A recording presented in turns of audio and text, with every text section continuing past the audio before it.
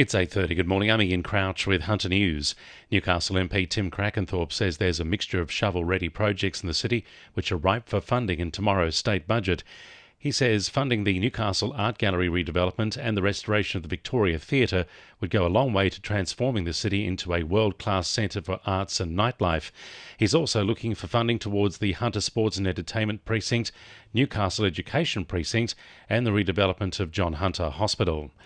Eraring residents say there's been a lack of consultation from the state government on plans for a new sport and recreation centre in the area.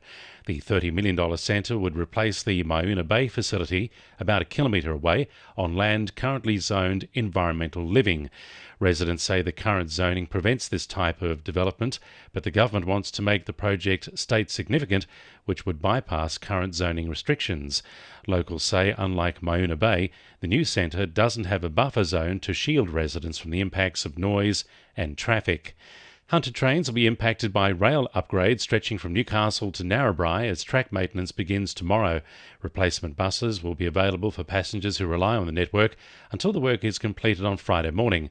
Hunter Group Executive for the Australian Rail Track Corporation, Wayne Johnson, is thanking the community as they carry out the extensive work. We'll upgrade about 1.5 kilometres of track and about 13 kilometres of rail. We'll replace nearly just over 60 kilometres of rail, the steel itself, through the course of each year. A major part of this close down is also the refurbishment and conditioning of what we call turnout. So work on that actually means smooth transition through those junctions.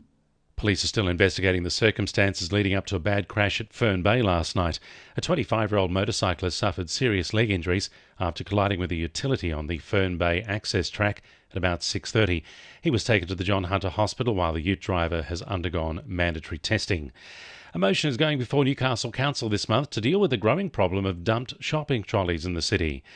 Deputy Lord Mayor Declan Clausen says Council's development control plans should be used to force shopping centres to manage trolleys through coin-operated or wheel lock technology.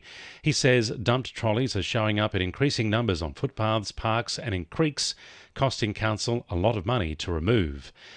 Transport for New South Wales will start work on Stockton Bridge to strengthen the bridge and make sure it can continue to be used by heavy vehicles.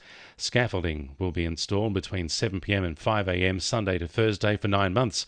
Tony Mason from Transport for New South Wales said there should be minimal impact on light traffic as work will be carried out at night and one lane will stay open in each direction. A detour for heavy vehicles of over 68 tonnes will be in place until Wednesday the 30th of June next year. This will divert heavy vehicles travelling northbound towards Stockton or southbound towards Newcastle onto Hexham Bridge via the M1 Pacific Highway or Nelson Bay Road and then Cabbage Tree Road.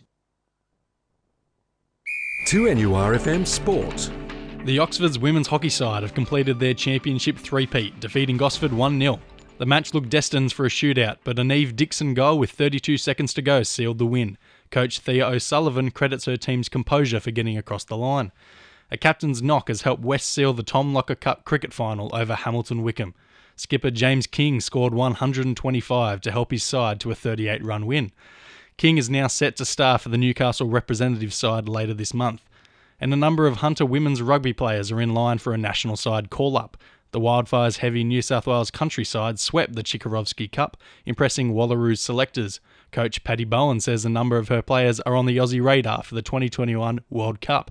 That's Sport, I'm Harrison Clinch. And the winning numbers in Weekend Lotto are 27, 23, 45, 6, 15 and 26, and the supplementaries are 2 and 9. 2NURFM News Time, 26 to 9.